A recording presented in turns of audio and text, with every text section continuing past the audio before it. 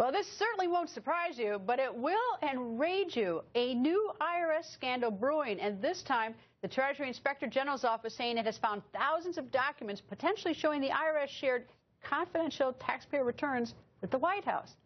But now the Fed's refusing to release those documents. That is, despite a judge's ruling that the IRS must turn over the documents. And Representative Jim Jordan joins us. Good evening, sir. Good to be with you, Greta. All right, what are these? Do we know what these documents are? No, we don't.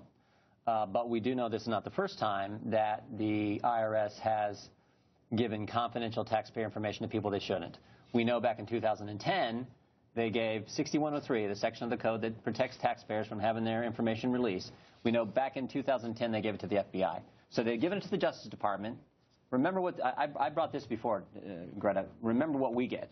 We get this kind of stuff. All right, let me see. This is a redacted page. This is what you get. You ask for information on a taxpayer. This is what you get. Page after page. Now, sometimes they don't, but this is what they use. Here's some more pages. There are a lot of them. We've got thousands of these. So when we get some, but when we ask for it, we get thousands of these. They use 6103 to delay and obstruct our investigation, trying to get to the bottom of why taxpayers were targeted. They use that, but my guess is what the White House got. Probably not these kind of pages. I know what the Justice Department got weren't this. They got some confidence. They got 21 disks, 1.1 million pages of information back in 2010. Lois Lerner gave them to the FBI. Well, what in the world documents could the IRS or could the White House ask for from the IRS that would be legitimate? Remember, this is about an investigation into. But I mean, just in general, are there any documents? Could they call up and say, "I'd like Congressman Jim Jordan's tax returns"? They can't do that, right? They certainly can't do that. No, there's no way they can do that. Okay, so what are the documents that we at least think we don't even know what they have? But we'd like to see them, and we'd like to see them in a form that's not like this. Well, I'm trying to think. What does the IRS collect but personal information? Again, they use 6103. To hide and obstruct investigation. We can't share them with. This is what we get. So that's the part that's so frustrating. Now, and here's the other thing. This just happened on top of the news that the emails that were lost were suddenly found. You're talking about Lois Lerner? Yes. So I mean, this underscores, I think, two key things.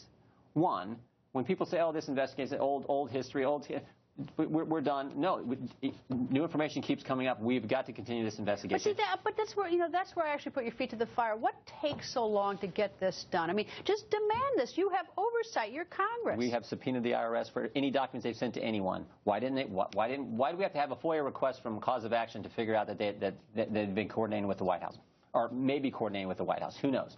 That is the frustrating part. And when I got an idea. Make it a criminal offense for the IRS to turn any information over to the White House without giving notice to the taxpayer and to you that they're giving the information over. Make it a criminal offense. We have a whole series of those kind of reforms that we want to do.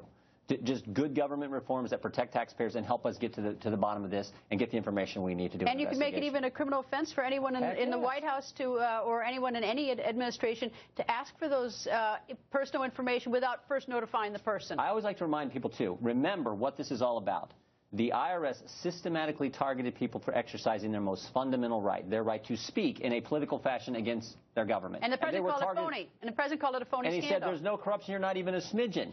And yet now potentially there's confidential tax information going from the IRS to the White House. Potentially, we don't know. We'd like to see, but there's that potential according to the article and according to the Freedom of Information request from Cause of Action, and that comes on top of John Koskinen, who knew that they had lost Lois Lerner's emails in April, didn't tell Congress until June of this year. And now they found him. And now they found him. And you know what he told me when I asked him why'd you wait 2 months to tell us? He said because we had to do our due diligence to make sure we couldn't recover them. And yet, now they've mysteriously reappeared. And one other thing I'd add. John Koskinen met with oversight staff Monday of this week. 744 backup tapes that contain this information that TIG has found that these emails, the IRS didn't even look at those backup tapes. They just took someone's word, oh, they've been recycled. They didn't even look. So what kind of due diligence were you really doing to get to that information?